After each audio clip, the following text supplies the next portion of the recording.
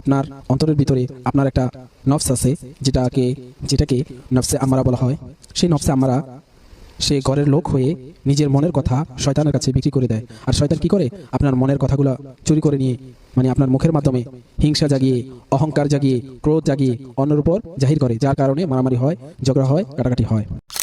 যার অন্তরে কোরআন ও হাদিসের মূল জ্ঞান নেই, তার অন্তরের ঘর হলো শূন্যের ঘর। এ দ্বারা বোঝা যাচ্ছে অবশ্যই সেই শূন্যের ঘরের মধ্যে শয়তান হানা দিতে পারে। নাহমাদুহু ওয়া নুসাল্লি ওয়া নুসাল্লিমু আলা রাসূলিহিল কারীম, আম্মা বা'দ।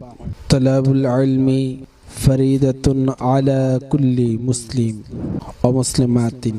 প্রত্যেক নরনারীর জন্য ইসলামী জ্ঞান অর্জন করা ফরজ। এ হাদিসখানা আমরা সবাই জানি, এটা আমাদের প্রিয় নবী সাল্লাল্লাহু আলাইহি ওয়াসাল্লাম বলেছেন।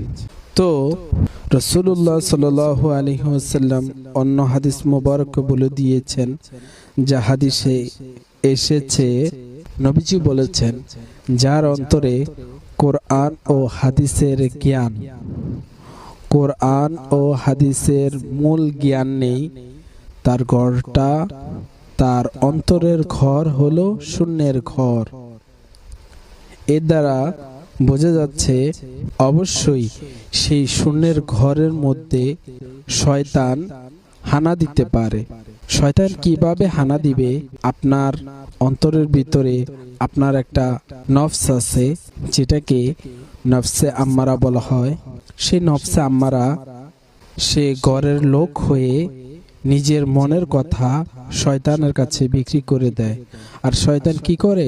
আপনার মনের কথাগুলা চুরি করে নিয়ে আপনার মুখের মাধ্যমে হিংসা জাগিয়ে, অহংকার জাগিয়ে, ক্রোধ জাগিয়ে অন্যের উপর জাহির করে, যার কারণে মারামারি হয়, ঝগড়া হয়, কাটাকাটি হয়। এজন্য যে হাদিসকার আমরা জানি, আশ-শাইতানু জাসিমু আলা কলবি ইবনে আদম, বনি আদমের মনের উপরে শয়তান জাপ দিয়ে পড়ে যায়। কখন?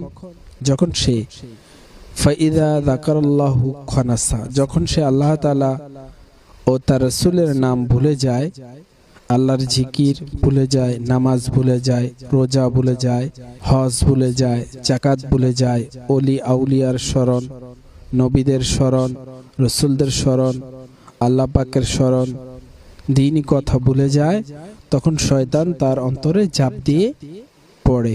ওয়াইজা গফালা ওয়াসওয়াস, সে আপনাকে অমনোযোগী পেয়ে যায় এবং আপনার অন্তরে কুধারণা সৃষ্টি করে।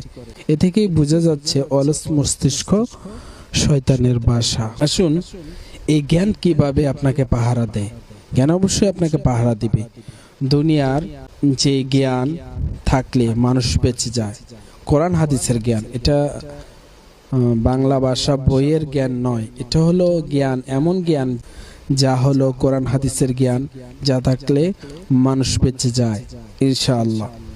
এজন্য আমার পেয়ারা নবী হযরত মুহাম্মদ সাল্লাল্লাহু আলাইহি ওয়াসাল্লামের জামাতা হযরত আলী রাদিয়াল্লাহু তাআলা আনহু, তিনি হলেন হযরত ফাতেমা রাদিয়াল্লাহু তাআলা আনহার স্বামী, এবং হযরত হাসান, হযরত হুসাইন রাদিয়াল্লাহু তাআলা আনহুমার বাবা।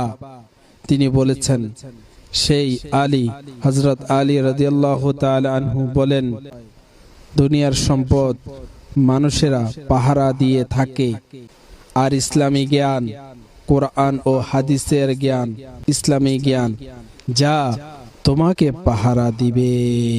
অর্থাৎ তুমি নারী হও, পুরুষ হও, সবাই জান্নাতে যেতে পারবে যদি তুমি সে অনুযায়ী কোরআন ও হাদিস অনুযায়ী আমল করতে পারো। অবশ্যই আল্লাহ তাআলার জান্নাতে তুমি যাবা, যেই জান্নাতে রাসূল সাল্লাল্লাহু আলাইহি ওয়াসাল্লাম তোমাকে শাফায়াত করে নিয়ে যাবে, তাতেই তুমি সফল কাম হবে। আল্লাহু আকবার, মাশাআল্লাহ, আলহামদুলিল্লাহ। তাই সুখ দুঃখের সাথী আল্লাহ তাআলা ও তার রাসূলের ইলম বা ঈমান ও আমল। ঈমান হলো তোমার ব্যবসার মূলধন বা পুঁজি, আর আমল হলো দোকানের মালামাল। তো এই দোকানকেই, এই ব্যবসাকেই কেন্দ্র করে আল্লাহ তাআলা আয়াত নাজিল করেছেন, ইয়া আইয়ুহাল্লাযীনা আমানু হাল আদুল্লুকুম আলা তিজারাহ তুনজিকুম মিন আযাবিন আলিম। এই কথাগুলো অন্য সময় আলোচনা করব আশা করি। এই প্রথম পর্বে এই আলোচনাগুলো রইল, আশা করি আপনারা দ্বিতীয় পর্ব শুনবেন। ইসলাহে উম্মত, নবীজির উম্মতদের সংশোধন সম্পর্কে আলোচনা করব।